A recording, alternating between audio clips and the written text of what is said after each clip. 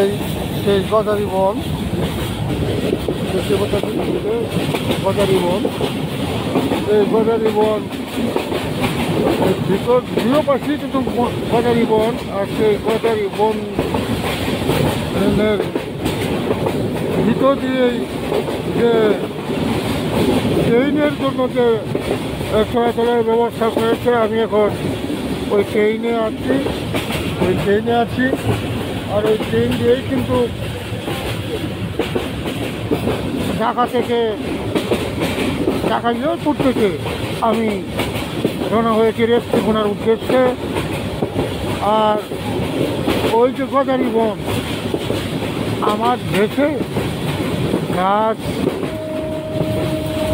না থাকার কারণেই কিন্তু যেমনটা হয়েছে তেমনটাই আমি আপনাদেরকে বলতেছি। যেমন রৌদ্রের সময় আমরা রৌদ্র পাই না, বৃষ্টির সময় আমরা বৃষ্টি পাই না। কেন?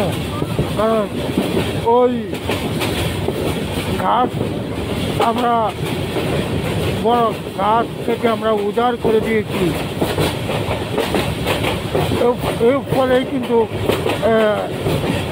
আমরা অক্সিজেন থেকে আমরা বিরত, ঠিক মতো আমরা অক্সিজেন পাচ্ছি না। তাই আসুন আমরা বেশি করে গাছ লাগাই, নিজে বাঁচি, গ্যাস বাঁচাই।